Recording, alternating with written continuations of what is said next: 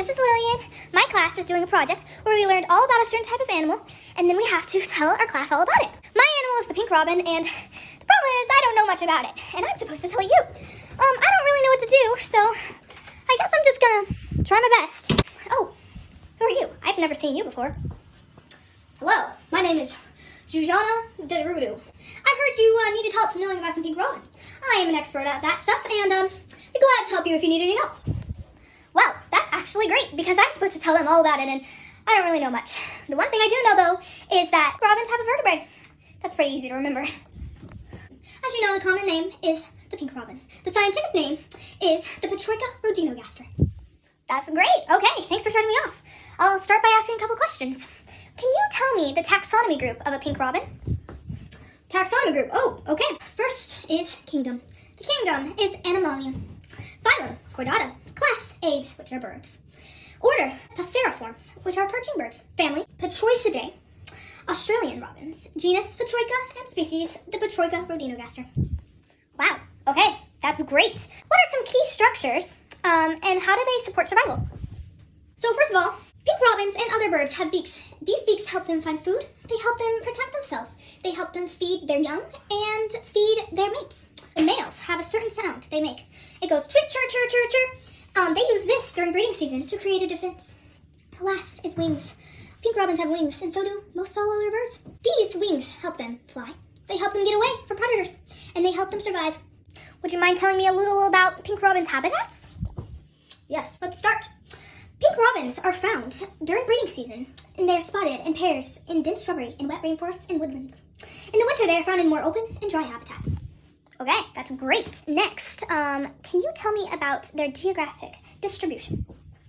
Males, they are black on head and back, with an extremely pink breast which extends down their belly. Females are a warm olive brown on their heads and backs, with more of a cinnamon-colored belly with a pinkish tint. Both are around 13.5 centimeters long. Wow, okay. Could you give me a little more description about where they live? Sure thing. Pink robins are found in southeastern Australia, and this is the only place they live. In Australia, they breed through Tasmania, King and Flinders Islands, and the wetter parts of Victoria. They can be found in the New South Wales. They go there to the drier areas after breeding. That's great. Okay, next question. Can you tell me a little about their feeding? Be glad to tell you about their feeding. Prey consists of insects. They eat spiders, beetles, flies, and caterpillars. Would you like to know a little more about their predators? Yes, that'd be great. That's exactly what I was going to ask next. Okay, predators include other birds that go after their eggs.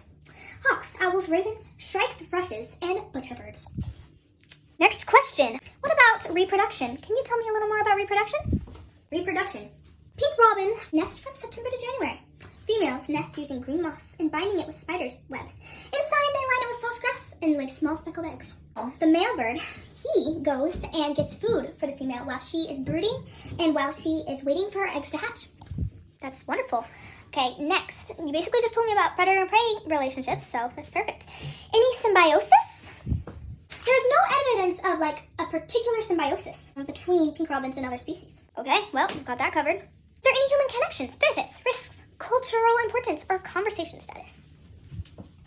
Good question. First of all, humans play a pretty important role in the lives of pink robins. When we cut down trees, they aren't able to find houses. So we need to be better with that. Also, humans like bird watching. And lots of people like bird watching for pink robins, which is very good because it doesn't make the pink robins have any chance of losing their homes, and it doesn't hurt them. So keep on going, y'all. Bird watching is great. Do you have anything you want to mention before I go? Yes, actually a couple things. First of all, the younger birds are usually the ones that make the move of flight to South Wales during breeding season. Pink robins are partly resident and partly dispersive. And lastly, pink robins are insectivores. They control insect and spider populations. They contribute to the food web of the temperate forest. Wow, that's great. I'm so glad I was able to catch you. I don't really know what I would have told them if I hadn't. That's pretty much everything. I definitely learned a lot, and I hope you did too. Thanks for watching.